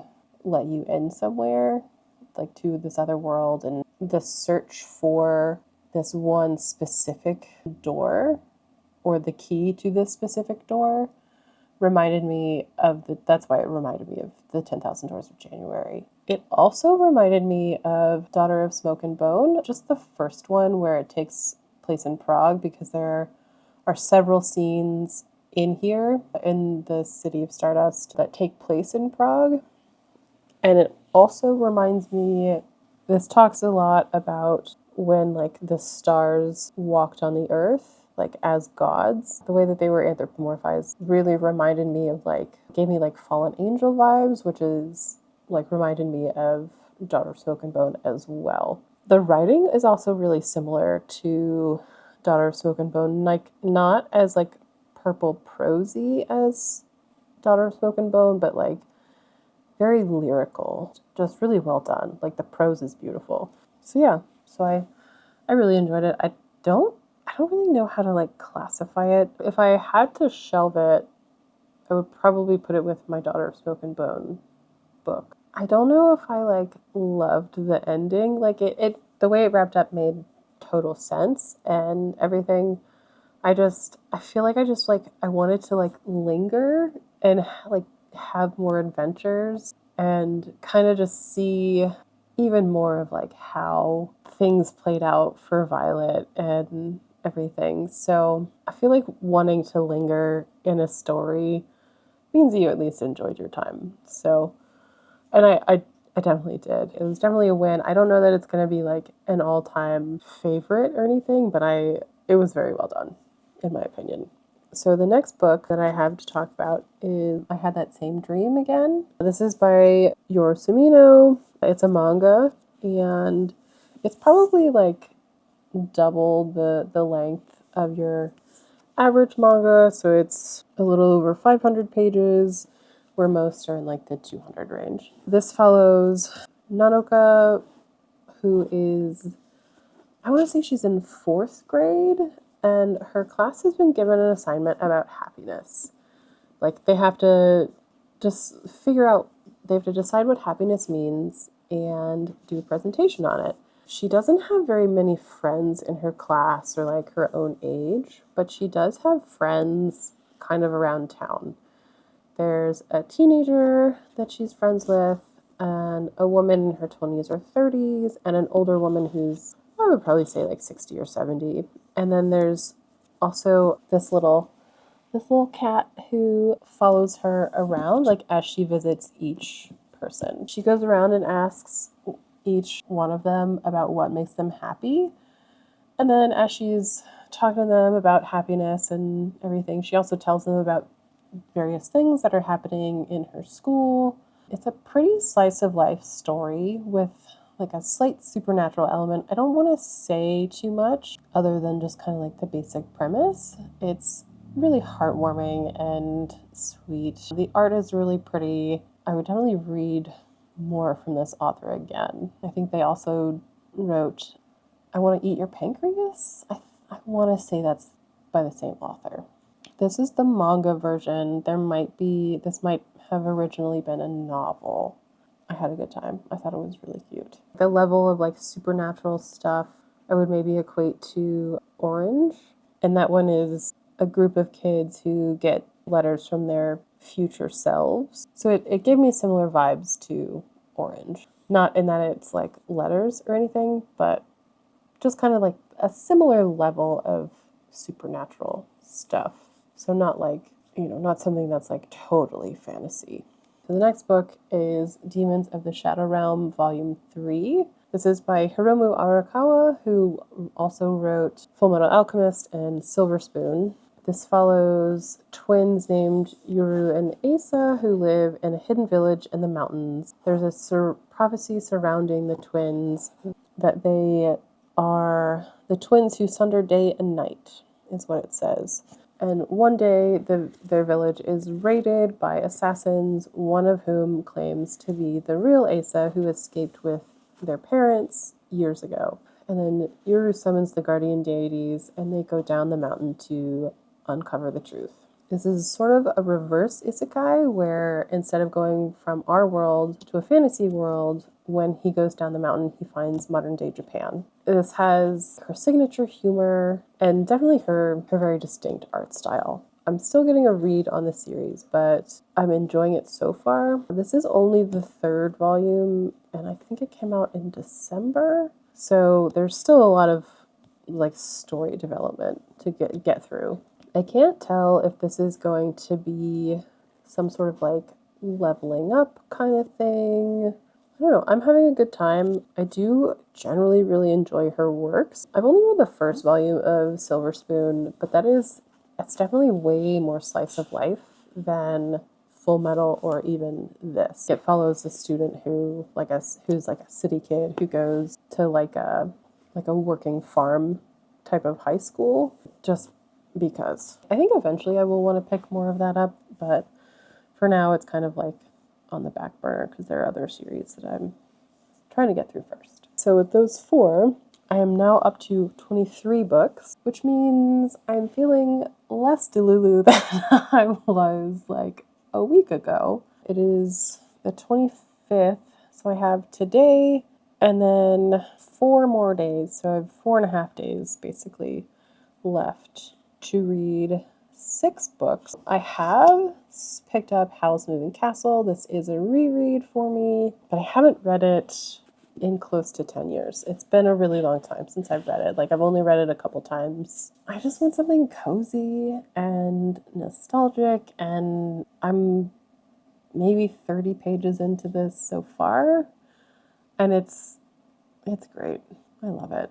I had to run to the barn this morning between being gone for 10 days and then getting back and having like life stuff to deal with. I haven't been able to spend time with my guys for like 2 weeks. So I was like, you know what? I just want to go and have like a chill day. So I spent probably 2.5 hours at the barn just hanging out, just loving on my guys and having a good time. So I have a 28-year-old and a 15-year-old. It's shedding season, and my 28-year-old is so fuzzy. Oh my God.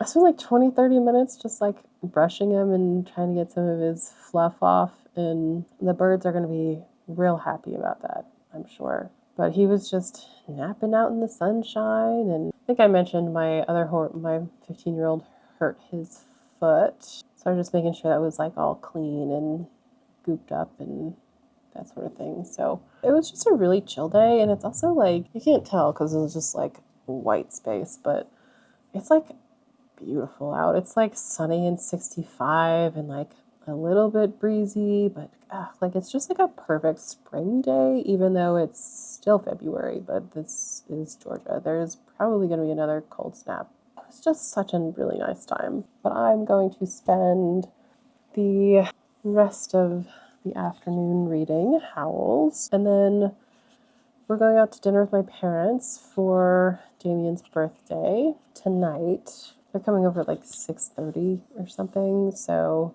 we will probably not be out super late.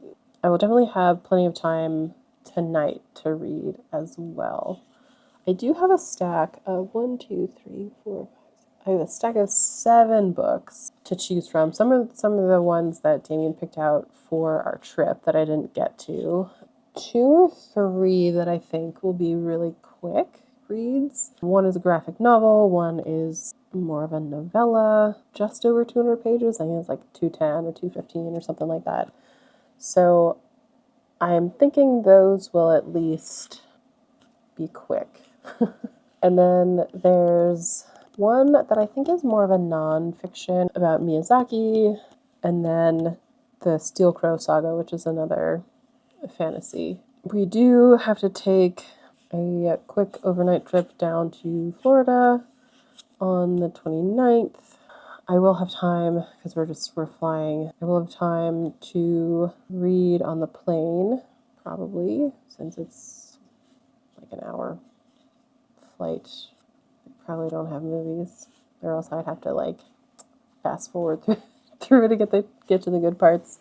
We do also have super early flights, so I don't know that I'm going to be super inclined to read or watch a movie. I might be inclined to nap. But I will hopefully get that taken care of. 6 books, 4.5 days. I think we can do it. I do also have another manga or 2. Well, I have more than 2 manga, but I do have a couple manga that I could pull out if I need something like desperately at the last minute to get it done. So we will see. I'm going to go read. I'm going to go cozy up on the couch and enjoy my revisit to Howls. So I will see you guys in a little bit.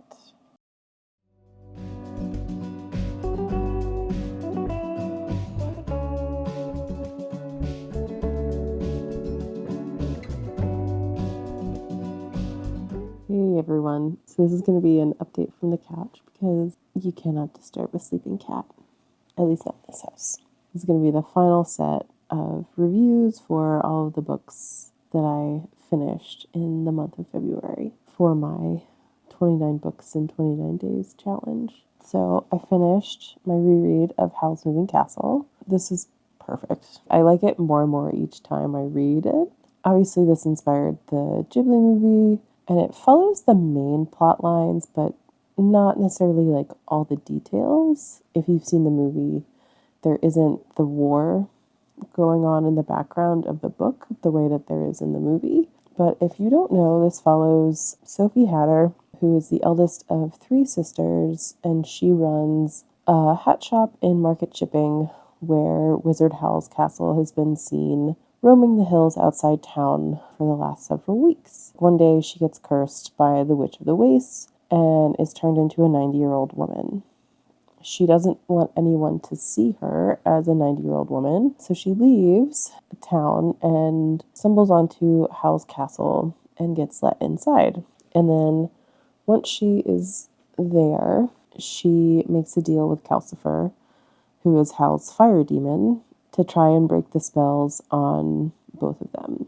And then shenanigans ensue from there.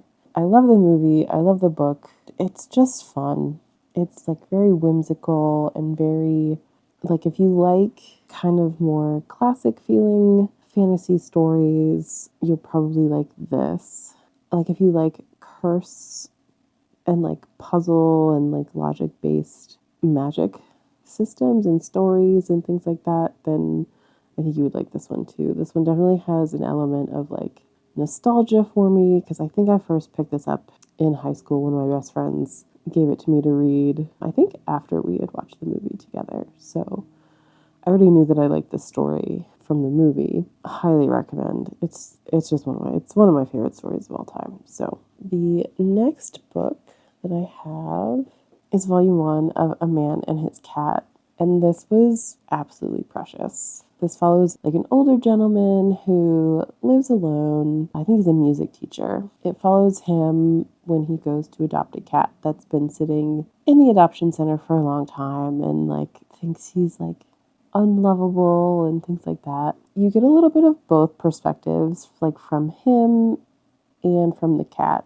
And he like goes out and buys all these things for the cat, and then you see the cat waiting for him like when he goes to work. It's just a precious story. There are more volumes, so I will definitely be picking them up. And it was very short. It was like 130 pages or something. So it was just very sweet. And you're just like, oh my, like you're just like, you just feel bad for this cat. And you're just like, oh my God, like he found someone to love him. And it was very sweet. The next book that I read was, I get this backwards every time, Blade of the Moon Princess. And this is by Tatsuya Endo, who is the author of Spy Family. So yeah, so I was like, I know that name. And once I realized, I was like, oh, okay, like I'll pick this up. I like Spy Family. So this is kind of a Princess Kaguya, like story of the bamboo cutter retelling. A little more sci-fi. So Princess Kaguya has to flee the Moon Kingdom after an attempted coup during her coming of age ceremony. She lands on the Tainted World, which is Earth, and she lands in like feudal Japan. And she is tracked by elite soldiers working for the family behind the coup. And there's like this specific sword that is passed from princess to princess, or empress to empress, I guess. And her mother like shoves it in the escape pod, which is shaped like a big piece of bamboo. And like everyone on Earth has forgotten that they originally came from the moon. And so yeah, so she's like on her way to find help. I think there's like military bases of moon soldiers that like train on Earth before they go back to get sent back to the moon. The art is different from the art in Spy Family. Like a lot of times you can tell who the artist is across manga, especially for like faces and the character art, but the faces in this are very different from the faces in Spy Family. Yeah, so like you can kind of see they're fairly different, I felt. Maybe not like totally outside the realm of like, oh yeah, I could see that, but definitely not crazy similar. Like the way that Hiromu Arakawa's faces are similar through from Full Metal to her latest series, Demons of the Shadow Realm. Like you see it and you're like, oh okay, same artist. So that kind of caught me off guard, but was not like a bad thing or anything. I'm not totally sure that I will continue, since I didn't love the Princess Kaguya movie. I don't mind the story in general. It feels like it's a different take on the story as a whole, so I might give it a second volume. So we'll kind of see how I'm feeling when the next time I go shopping for stuff. And then the final physical book that I have is the 5th comic volume of Grandmaster of Demonic Cultivation. I think this came out this month. So I was really excited when I saw it in the store the other day. We went to see the new Demon Slayer movie on Tuesday, which, if you didn't know, AMC does like half price tickets on Tuesday. So we got them for like $8. And then he had like a free drink and a free popcorn for his birthday, since it was his birthday month. So there's a Barnes & Noble right near the AMC near us. So we went there because we had like 30 minutes. I wanted to see if they had Haikyuu in stock. I didn't think they did, but I was like, well, let's check it out. And then I was like, well, they have the rest of Witch Hat in stock. I got that, and then I got the 5th volume of the comic, and then I got Blade of the Moon Princess. It was very successful. I still have like $5 or $10 of credit left Grandmaster of Demonic Cultivation follows Wei Wuxian, who is the founder of Demonic Cultivation. This starts after he is brought back to life when someone sacrifices their soul in order for Wei Wuxian to take revenge on the people who have wronged like the original soul in the body. That gets taken care of fairly quickly, but then Wei Wuxian is whisked away by Lanzhan, who is someone that Wei Wuxian thought hated him in his previous life. And they team up to solve some of the mysteries that started when Wei Wuxian was brought back to life. You get a lot of backstory of why he was killed in the first place and like how he came to power and like even started learning about demonic cultivation and that sort of thing. Like you get that backstory as well. So volume 5 is a continuation of the Yi City arc or storyline. Also, for those of you who don't know, this is boys love. Just be aware when you go in. After that, I read Black Heart on KU, which is the second book in the Dragon Shifter series. Like I read the first one earlier this month, and this one follows Princess Mara, who is from a neighboring kingdom, and you see Bern and Sophie from book 1 because they're there visiting at Mara's father's invitation because he wants to know the secret to taming and controlling a dragon. Mara is set to get married as part of a political match that she doesn't seem super interested in, and Sophie says that she'll give her a diversion to escape if she wants to not be married to this guy. Mara flees to Blackwood Forest, which is protected by the Beast of Blackwood Forest, who prowls around looking for intruders like poachers and criminals and that sort of thing. She's picked up by the Beast and taken to the Black family manor, where she's kind of like dumped in the maze that's in front of the house. And Ganon is the lord of the manor and thinks that he has been going mad, like he's gonna go mad since he was rejected by the woman who he thought was his mate. He agrees to let Mara stay once she reveals that she was running away from an unwanted marriage.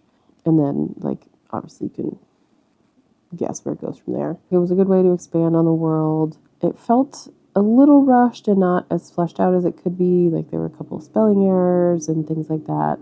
But I enjoyed it. And then I only made it through part of this book before the end of the month. But it's called Birthright, which is the third book in the same series. I forgot the dragon dude's name, so I gotta look that up. I don't know how I forgot this, but his name is Vigo.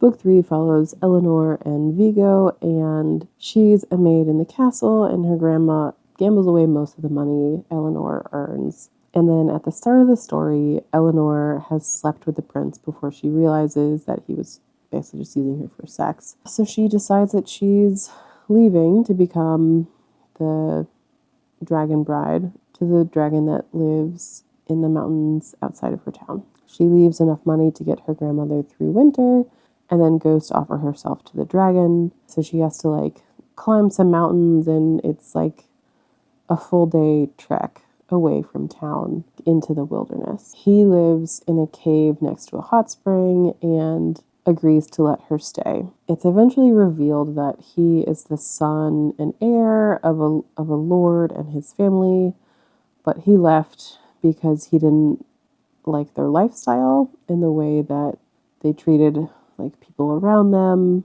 A few weeks later, so like she's trapped by a snowstorm, and then they like do like winter solstice things and all this stuff. They like agree to have this relationship and be in this relationship and like get married and that sort of thing. She eventually decides that she needs to go check on her grandmother because she's kind of feeling guilty. And so she goes back to the town, like her town, and she finds out that her grandmother has been in the dungeons for several weeks, basically since she left. She finds out that she is the long lost princess of a neighboring kingdom, and she gets sent there to be reunited with her family because she's like, I want to get to know my family. Like, I've always thought that I was unwanted, that I was dumped with my grandmother, who's obviously not her actual grandmother.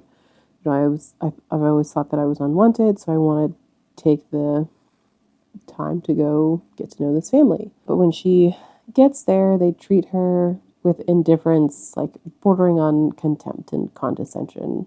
They try to marry her off to the prince that she slept with in the first place. She's forced to do this alone because Vigo is refuses to go with her and thinks that he should be now that they found each other, he thinks that he should be the only thing that matters to her.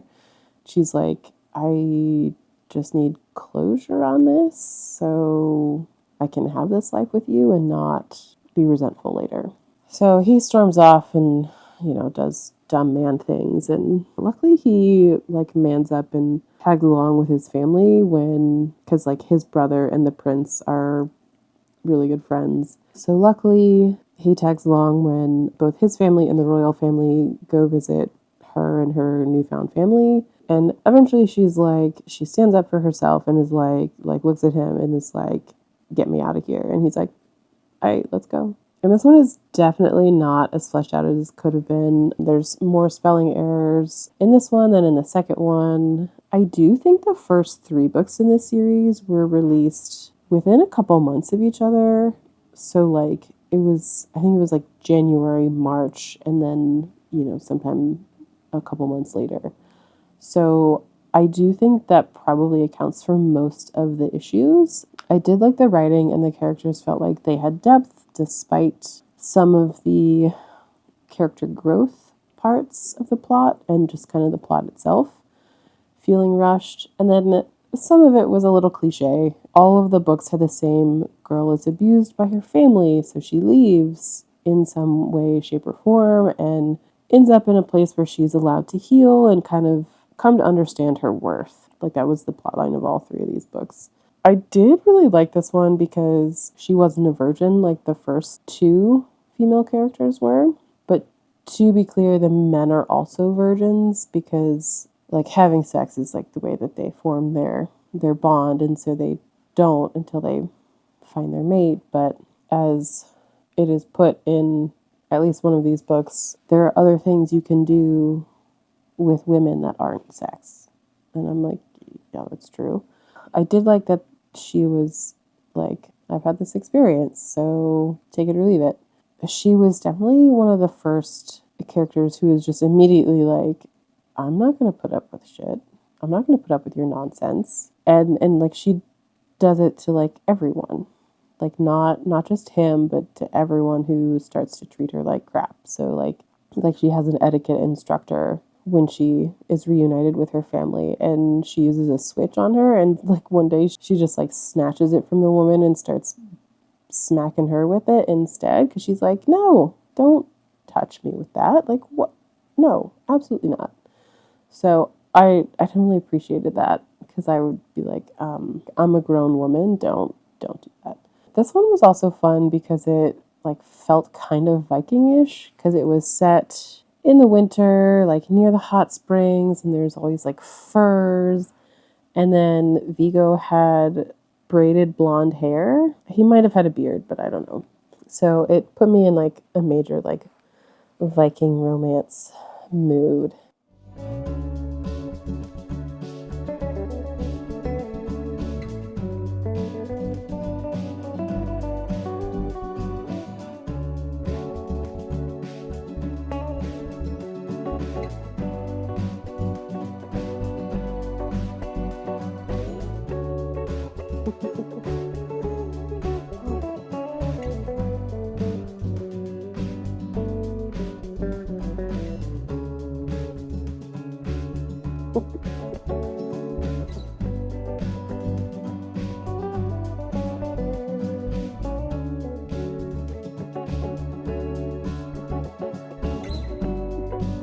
We made it to the end of the month.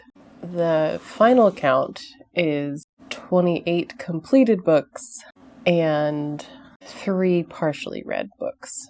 So I made it through 41% of Freedom is a Constant Struggle, and that was on audiobook. And then I got 35 pages into Haroon in the Sea of Stories, so that's probably like 20%, maybe like 15%. 20 is probably too generous. And then I made it through probably like 10 or 20% of Birthright, which I just finished talking about in the last clip. There was a KU book. If you tally up the percentages of everything, I don't think it would have quite made a complete 29th book, but we got real close, which is fine. So I wanted to talk about some of like favorites and least favorites and that sort of thing. So I think I have this stack right here of everything. So I think my favorite book was A Bright Heart by Kate Chinley. I'm the target audience for this, so like that definitely added to the experience because this is like coming back to life and getting revenge for on the people who wronged you kind of plot line. And like I love those. Like you tell me that and I'm like, okay, yeah, I'll give it a shot. It was written really well. The characters were done really well. The past events were expanded on, like the conflict was opened up in this new timeline to include some new things that I think were done really well. And the relationship made sense. It was just really well done. And I'm really looking forward to the rest in the series. This came out, I think maybe end of 23. Fingers crossed we get the sequel this year, but might be next year, which is totally fine. Excited all the same. The favorite series, I think Damien didn't read them in most of these, but I think the favorite series that we picked up was Thursday Murder Club. We listened to that in the car on our way to and from New Mexico, and it just was like lovely. It was very poignant. It was very fun. And like the characters just feel so real. Like I wish I knew them and was friends with them in real life. It was just delightful. And I'm definitely looking forward to continuing with the rest of that series. I think there's 4 out. I have heard that the 4th one is upsetting. And I don't know that I'm emotionally ready for that to happen, but again, looking forward to it all the same. My favorite reread, I reread 2 books in this challenge. My favorite of those was Howl's Moving Castle. It's a favorite book of all time, so, that makes sense. I have only read this, I think this might have been my 3rd time reading it. Like, I haven't read it that many times, but it just like makes me happy every time I read it. So, and we all need books like that in our life. So that was very nice to revisit. Of the ones that Damien picked out, my favorites were, I would say, either Witch Hat Atelier volumes 2 and 3 are the ones that he picked out for me, and then Full Metal Alchemist, the 20th anniversary volume. It was really nice to explore more of this world and just kind of like see how the series progressed a little bit. I'm really glad I decided to continue with these. And then Full Metal was just, it's a favorite series of all time. So it was really nice to be like back with the characters and kind of just see like some behind the scenes stuff, and then like hear input from the author and then the author of the novels, as well as some of the voice actors and that sort of thing. It was just like a really cool retrospective on the 20 years of this manga and the impact that it's had on so many people. Those were my favorites of his. I will have to put a tally of how many books that he picked out that I read. So meaning he, will put that somewhere in here. I want to say 8.5. I have made more progress in Haroon and the Sea of Stories, so that'll have been completed by the next video. That does bring me to my least favorite book, which was the first 15 Lives of Harry August. I'm not really much of a lit fic girly. Like, it either needs to be a little bit of like magical realism or have some sort of like paranormal, supernatural, sci-fi-ish kind of element, and that did, or it needs to be just like straight like historical fiction for me, I think. This had some like supernatural kind of sci-fi-ish elements to it with the reincarnation aspect of things and like the kind of like time travel and that sort of stuff. But it was way more historical and kind of lit-ficky than I was expecting it to be. I like some historical fiction. I have liked it less and less over the years. And this also kind of falls in the category of like World War II historical fiction. It's not my favorite time period of historical fiction. The pacing was, it was so stop and go that it kept taking me out of the story, and and then you never really got to know the main character, so it just, I don't know, there were some really cool aspects of it, like the premise was really interesting, but the execution it wasn't necessarily what I was expecting, and so I think that's partly why I didn't enjoy it as much. The biggest surprise, so I have a bad surprise and a good surprise. So the biggest surprise in a bad way was this one. Not that it was bad, this is Flower Heart by Catherine Bakewell. I expected to like this more than I thought I would, and that didn't turn out to be the case. It was a little disappointing that way. I still think it's worth the read. Absolutely, there's some really important things in here about mental health and that sort of thing, especially for younger audiences. There are a lot of really fun aspects in this as well, but I was sad that I didn't like this as much as I thought I would.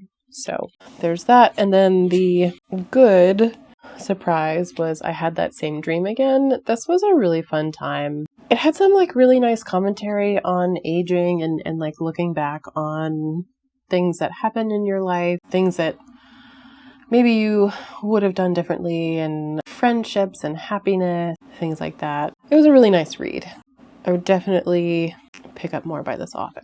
Yeah, so that's it on the books. I did want to talk a little bit about kind of how I feel about doing a challenge like this and putting myself through everything. Generally, I do like a challenge. It's kind of fun to just see how much you can get read in a certain amount of time. I'm not sure I would try to do this again exactly. I think if I knew that I had a ton of manga to get through, or if it were a shorter time period, I would try this again. I think I was mostly successful because of our trip to New Mexico and having the designated time to sit and binge read or listen while we were in the car. I don't know if this would have worked if I was trying to do this when I had a full month of real life. It seems like February was kind of a weird month for everyone, and this was definitely out of the norm for us as well. And I do have to say that I did spend a lot of time prioritizing reading and listening. I was listening way more in the car than, obviously we had 20 plus hour drives. So that helped get through big chunks of books.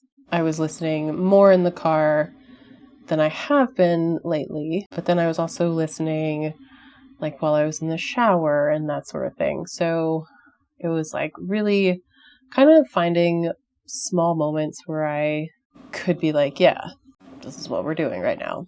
If I had to wait for 10 minutes for someone scrolling through a book on my phone instead of on social media, it did feel a little less organic than it normally does. Focusing on the challenge of reading 29 books in 29 days didn't leave a lot of room for other things that I enjoy. So other hobbies, and then kind of just doing other life things. And then there were also a few days where I didn't read due to work or other life things that frankly took priority over reading. So overall, I'm really happy with the reading progress that I made throughout the month. I read so many books. I read so many books in series that I wanted to continue with. I actually read some of my book box subscription books. I think just one of those. but I have read most of them from this year so far. Like, it just felt like I was like making progress in the right direction with a lot of my reading goals for the year. Like, there were 2 rereads in here and that sort of thing. I'm really pleased with that, but I think if I wanted to do this again or something similar, I would have to time it really well. If I was going to be on a vacation or a staycation, or, you know, I had like time off from work for something. Holidays don't necessarily, like, holidays are always busy. So, but if I, you know, like if I had like a long weekend and I wanted to do it like for that, hey, it's a 3-day weekend, you know, like something like that, I would totally do it again. Or if I just did like, I've seen a lot of people do like put like 24 hours on their phone timer. I would do something like that. That would be fun. I think a month is difficult just because like you gotta deal with real life stuff. So I think if I like collected a ton of manga, which I am kind of on my way to being there, I think I could do it again with manga and probably like a handful of novels as well. This is fairly stacked. This is fairly heavy manga wise. I should put a breakdown in here. Yeah, maybe I'll do a breakdown because I think just looking at this, so there's 16 manga and one of 15 manga and 1 graphic novel. But the rest of the novels are fairly short. I think the longest might have been Uprooted, and that was 435 pages. First 15 Lives of Harry August might have been about that. The rest of them were probably in the 300 range. Yeah, so there's 15 manga, a graphic novel, 2 rereads, 3 audiobooks, 3 KU books, and then 3 partial books. I think 1 in each category. All right, that is it for me for this challenge. So thanks for watching. Let me know if you guys have done any challenges or anything. I'm looking forward to having a slightly slower paced March while still making progress on some of my goals. I have been really mood ready the last couple days, so I think I've maybe 1 more book to get out of my system, and then I'm gonna work on another project and then work on finishing my Throne of Glass reread. So hopefully those are some of the goals going forward. Let me know how your February went, and I will see you guys in the next one. Bye. What are you doing? Oh my gosh. You've fallen. Oh boy. Oh boy.